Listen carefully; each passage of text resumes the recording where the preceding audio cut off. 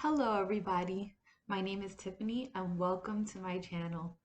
On this channel you can look forward to discussing true crime, a little bit of history and mystery, serial killers, and other irregular topics.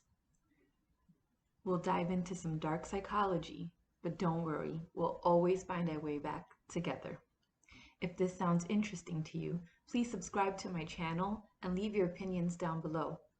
As Helen Keller once said, alone we can do so little. Together we can do so much. So let us grow this little community together. The true crime community truly sticks together to help each other and to unmask dark psychology. Today we'll be discussing the case of Chris Watts' family annihilator. As I did my research on this case, I found myself probably feeling like a lot of you feel when you look into this case. Just screaming and yelling, why, how, and Chris, why? As if I know Chris Watts. And I guess that's because Chris Watts is what's sold to us as the all-American husband, the guy that you want to marry, the guy you want to have kids with.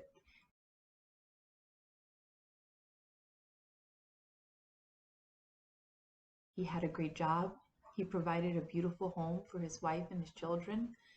He seemed to be quiet and really not too social, but not very antisocial.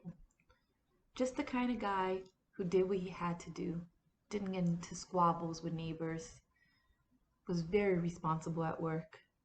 Like I said, the all-American guy. Sometimes you could look at a killer, a serial killer, or any kind of killer, and you say, yeah, that person looks like a killer. I could see the evil in their face. But I think with Chris Watts, once he was taken into custody, those pictures reflect evil in his eyes. You can see something's not right. But he lived a whole life on social media with his wife. There's a lot of videos and pictures that we can see of him before he committed this evil. And this guy looks like a nice guy, a gentle, nice person. And it's scary. It's scary to think that he committed such a heinous crime against his family, his own flesh and blood, beautiful little girls. Shanann Watts is Chris Watts' wife. She worked for a company that sold products called Thrive, and it was basically a wellness company. It's also a company that's known as a MLM. Most of you are probably familiar with that. Have been accosted by MLMers, is what I like to call them, where they're trying to get you to join in and sell the products. But first you have to buy the products and invest a lot of money into the company. There's a very small percentage of people who are successful in the MLMs, but when they are successful, they make a lot of money. And companies usually reward very well. I've heard of companies that give out cars, I think even Ferraris, I'm not sure, but I mean, they give out the most ridiculous gifts to the top earners. That's a great incentive to want to join these companies. Well, Shanann Watts, she was great at her job. Apparently, she was a high earner. I would think to be a high earner in an MLM, you have to have a certain kind of personality that's very likable and relatable. And I think she came across as that. I saw a lot of videos that have been floating around on the internet, videos that she actually posted to her Facebook page. And she just seems like a very high-spirited woman, kind, and a mother, first of all, which as a mother myself, I can definitely relate. She always talked about her children and her husband, Chris Watts. She seemed very proud of her family, put a lot of time and effort into their care and their day-to-day routine. Not only was she a full-time mom, but she, as I said, worked to sell these products called Thrive.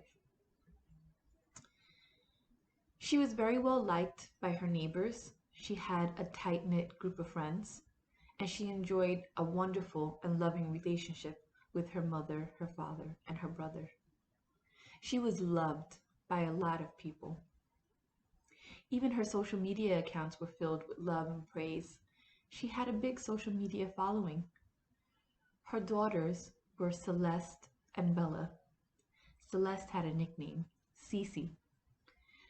These two girls were beautiful, adorable, and so cute. There's no other words to describe them other than beautiful, adorable, and cute. Shanann was very disciplined, and it is said she was also regimented.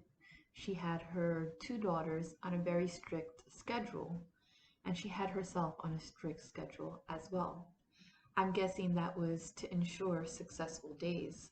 With work, being a full-time mom, she also had an illness that she was managing regularly. On top of this, Shanann was 15 weeks pregnant with her son, Nico. That would be Shanann and Chris's first son. This should have been the best time of their life. They have two beautiful daughters, a beautiful home in Colorado.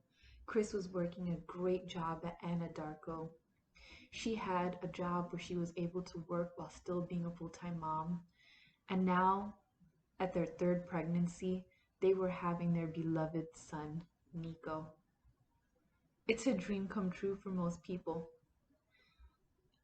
It makes me wonder, why did Chris commit the murders that he committed? It makes no sense. During this time, Chris Watts was having an affair with a woman. I'll call her NK.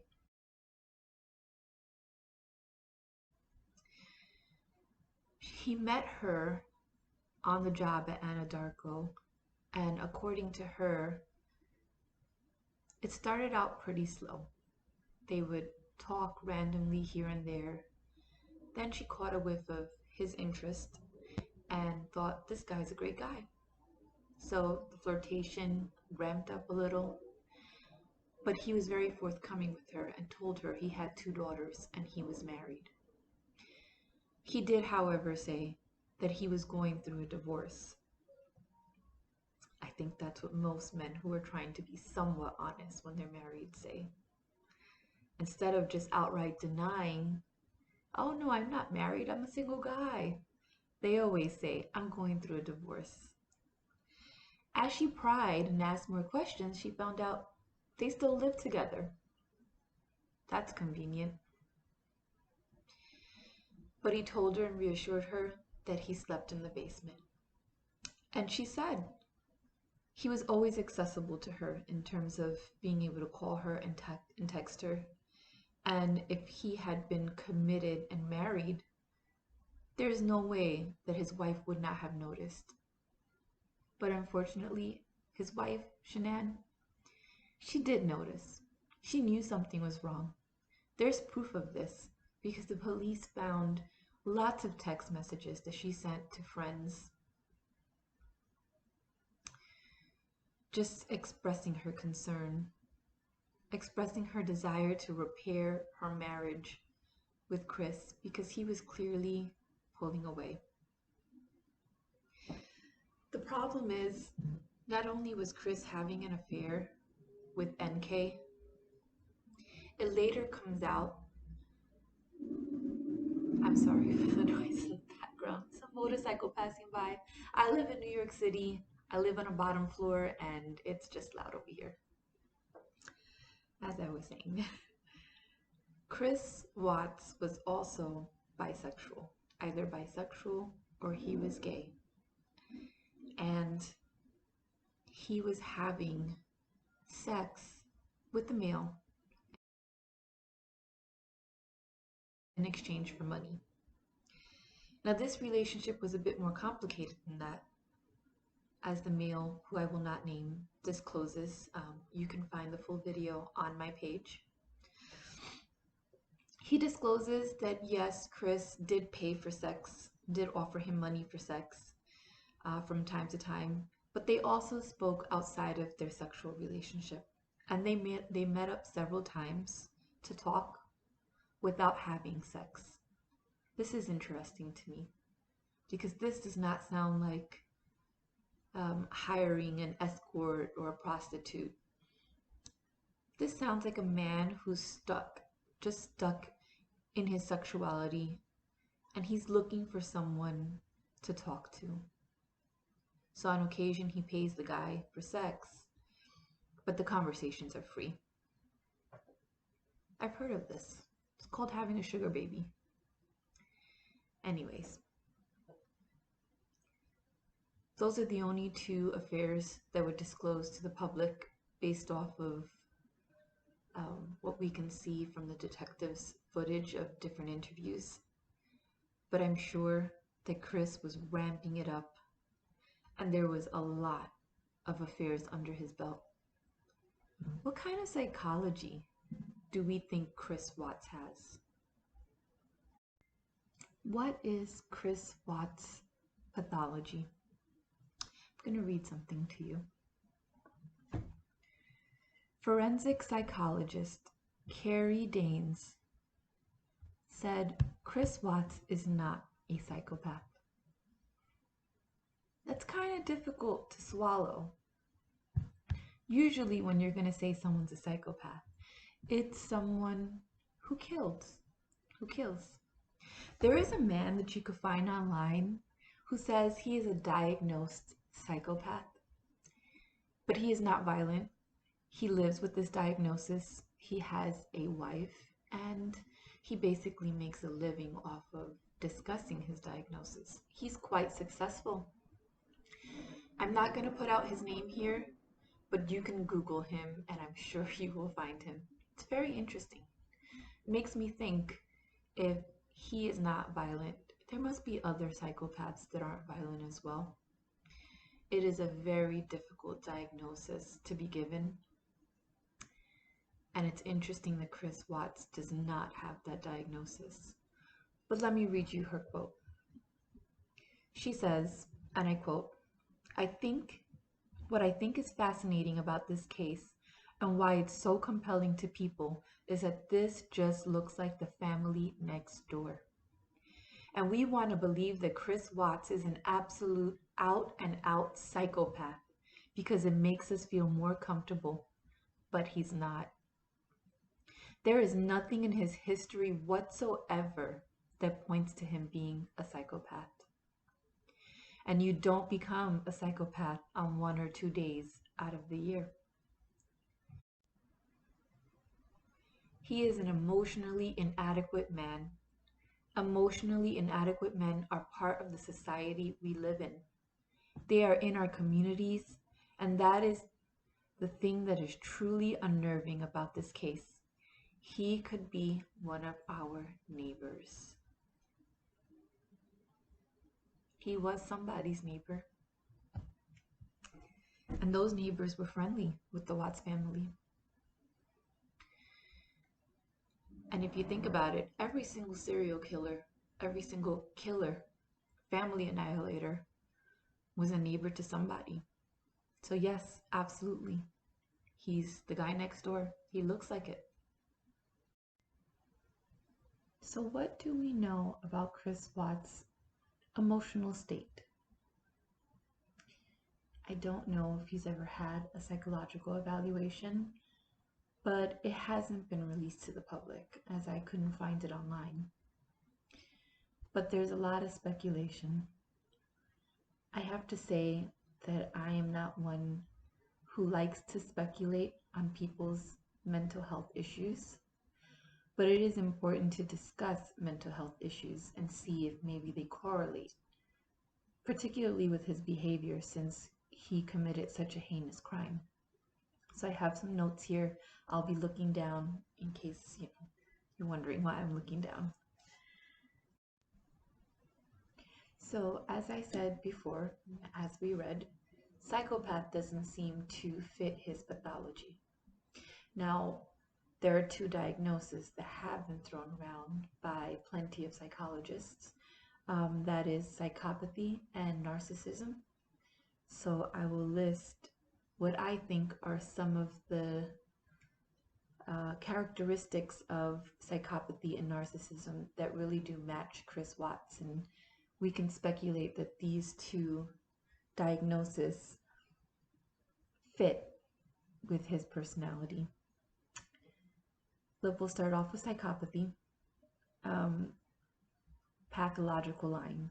Chris exhibited pathological lying as he was having affairs, was continuously lying to everyone involved in the affairs, particularly his wife. When you're having an affair, the act of the affair itself and just not telling your spouse or your partner that you're cheating on them is not the only lie. The lies can become very intricate, down to when you got gas in your car, where'd you go to eat, where were you last night, what did you do the last 2 hours after you came out of work. Perhaps you didn't even tell your partner that you called out of work. There's intricacies to the lies which contribute to the pathological lying. The lack of empathy, remorse, or guilt. We can see that clearly when he's being interviewed after the murders. He seems to not be exhibiting any of those traits. We can also take into consideration that after he killed Shanann, he placed the girls in the car and drove for 45 minutes to their final resting place. And during that time, he states that he really didn't say anything to them. So 45 minutes would be a long time for rage to subside, for empathy perhaps to kick in, guilt or remorse. But after that 45-minute drive with Shanann and the girls in the car, he proceeded to kill the girls and stuff their bodies in oil tanks. The amount of time that elapsed in between the murders and the way he attempted to cover it up is a clear indication of no remorse or guilt and a complete lack of empathy. Just an outright disregard to their bodies and to who they once were in life. Violating society's norms. Murder is a very clear indication of violating society's norms, so we can definitely check that off. He showed a sense of irresponsibility when he annihilated his family. His responsibility to his family was to protect them, and he did the complete opposite. His impulsivity was shown through his affairs. That was very clear. He showed very clear signs of shallow affect, which is something that we can see clearly on video. NK, the lady he had an affair with, she stated that he was very charming. We would call that superficial charm under the psychopathy classification. He also had low neuroticism. So that means that there's not a lot of variation of emotions. You sometimes see these people who seem very calm throughout every single situation, but as you get to know them, you realize they don't have any emotions at all towards situations that emotions are called for. That would be low neuroticism. He exhibits that very well, other than placing his hands on top of his head and pacing back and forth when he realized he was going to be caught. But other than that, there was really a lack of emotions, a lack of real emotions. And sensation seeking, which we could see through him having affairs, both with men and women. For narcissism, he does not classify high on narcissism, although we would like to think that he is a clear narcissist. For narcissism, there's grandiose narcissism and vulnerable narcissism. Um, so he did exhibit an anger, aggression, hypersensitivity to criticism, which would lend to vulnerable narcissism, superficial charm, as we discussed, indication of introversion, based off of what people have said about his personality. Even his mother indicated that he was a bit of an introvert. Um, we can get into his mom a little later. And he engaged in fantasy, a fantasy life that became very dangerous. This fantasy life is what led to his affairs, or really contributed to his obsession within the affair.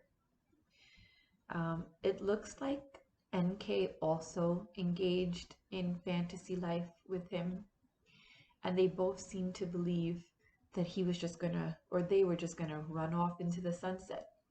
They were looking for apartments, perhaps not to live together, but she was aiding him in his separation of his wife, with the idea that she would be with Chris Watts on a romantic level, and she had also hoped to give him his first son, which disappointed her and angered her when she found out that Shanann was pregnant with a boy.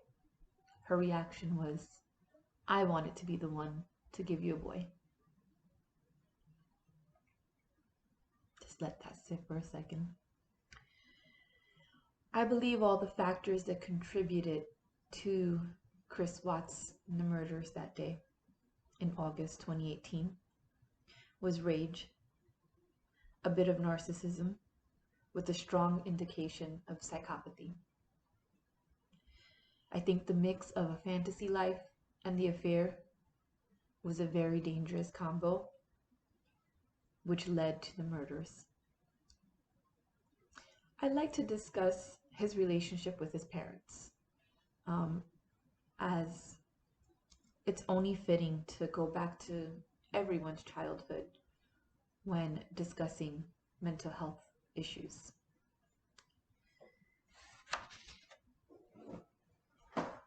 His mom and dad seem to be very supportive of Chris Watts, as they have stood by him. His mother seems to not want to believe that he committed these crimes, although he confessed. As we know, there was never a trial because he confessed to the crimes. But his mother has gone on interviews and stated that he was a great boy, never gave her any problems, not even as a teenager. I would consider that to be abnormal. There should have been some issues, some girlfriends, some sort of growing and expanding of emotions and exploring yourself, but she seems to think that her son was just perfect. I believe that she still thinks her son is perfect. They had, the mother and father, particularly the mother, had a very tumultuous relationship with Chris's wife, Shanann. The mother, in my opinion, exhibits narcissistic tendencies of a parent. She relates her son's good behavior to her good parenting and her sacrifices. This is a clear example of my children are this way because I raised them this way, because I did this. It always goes back to the parent and not the child as an individual. I think there's so much to be said about Shanann and Chris's wedding.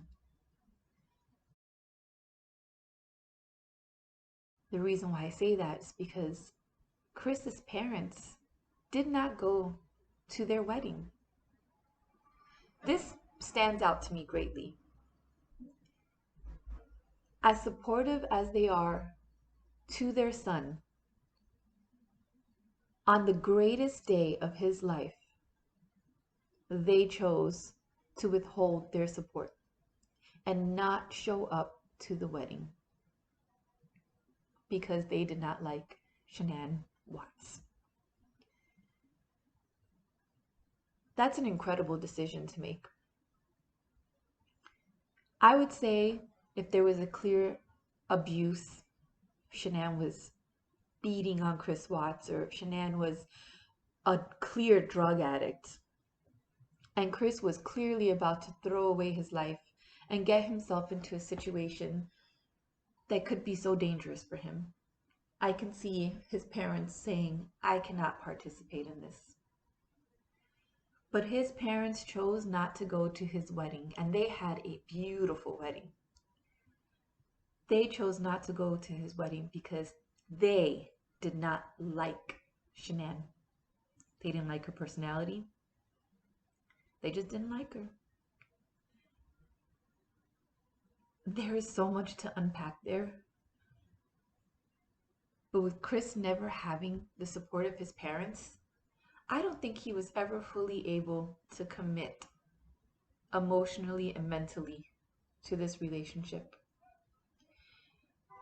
And I speculate that his mother was always in his ear, making him feel like he could do better than her.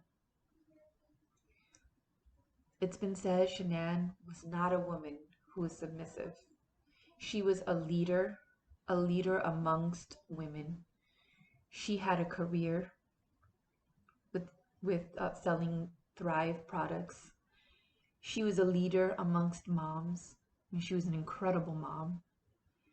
And apparently she was a leader in the marriage. I'm not one to ever comment about the construct of a person's marriage. Traditionally, it's taught that men should be the ones who lead in marriage. And if that is what you want to submit to, find yourself a partner who also wants to submit to that way of thinking, and that's great. But you cannot marry someone who does not have the same ideology as you. Where one may want, let's just say Chris, who's very quiet and laid back, but he may still want his wife to submit to him in this ideological way. And Shanann, who is just a spitfire, a large personality, and a very strong woman who had to get herself through a terrible illness, she's not going to submit. This does not mean that she was a bad wife. I have no indication anywhere that she was a bad wife. She seemed like a very loving and nurturing wife. But she did like what she wanted. Her house was spotless. Apparently Chris was very clean as well. And she made no apologies for what she wanted. I like that kind of woman. I think that's great. But this may have contributed to some of the problems that Chris was dealing with internally. On top of that, he was struggling with sexuality. That is a very big deal because he is married and committed to a woman. He's expanding his family with this woman. Normally, when you get married, you're not really going to have the flexibility of exploring your sexuality with anyone other than your partner. But when you have a situation where Chris is attracted to men, this becomes an issue. And it didn't seem like Chris and Shanann had the kind of relationship where he could have expressed what he was going through, what he was feeling to his wife. I know some people might say, of course not. Well, who would? But there are other people who are evolving and who understand that no matter what you go through, marriage is so much more than pretending to be a good husband and be a good wife, especially when you marry in your 20s and your 30s. If you're going to go a 40, 50-year stretch with that person, you are going to grow and develop, and you will change. You will change over time. And it is so important to be able to talk to your partner about the changes you are going through. And it's important to have an open flexibility to be able to change. Now, I am not saying having an affair is okay or that stepping outside of your marriage is okay. But I think having discussions is what's important. And if Chris wanted to explore his sexuality, perhaps they could have discussed that and come to an amicable agreement for a divorce. But instead of a divorce, Chris was a coward. He killed his wife and his 2 girls and pretended like they disappeared. He hid their bodies and continuously in his fantasy world had hoped that the rest of the world would join his fantasy world. He would play that innocent victim, that vulnerable person, just saying, I want my girls back. I just want them back. Do you remember that? Well, you can't have them back, Chris. You buried your wife. You did a terrible job at it. You stuffed your girls in oil tanks. You can't have them back. Now you can't have NK. She's absolutely disgusted by you. You will have a lot of time to explore your sexuality in jail. I had to throw that in there. I hope that Chris Watts stays behind bars for the rest of his life. There have been some rummagings and rumors that he wants to have an appeal. He wants a chance for an appeal. And a lot of people speculate that he may at some point throw NK under the bus and tell us what really happened that day. I will be watching. I will be waiting. And if there are any updates in the future, I will either pin it to this video or we'll do a part 2 to this video. I'm sure that I missed a lot. I was going to discuss the murders more in detail, but to be honest with you, it didn't feel right. So I apologize for leaving out a big chunk of the story, but it just didn't sit right with me to discuss their murders. If there's anything you'd like to add to my video, please feel free to leave it in the comments. Keep the comments respectful. I'm going to be so excited to engage with you all. This is my first video. There's going to be plenty more to come, and I promise I'll get better at this. But I thank you so much for watching this video, hearing the story of Shanann, Cece, and Bella. Shanann was a beautiful woman. She was a very strong woman. She was quite independent. And she did not deserve to die. Not the way she did. Her daughters and Nico, Cece, Bella, and Nico, did not deserve to die the way they did. Let's be very clear about that. Chris Watts is a terrible human being. I hope his mother knows this. His mother and his father. Well, thank you so much for watching, and I'll see you in the next one. Be safe.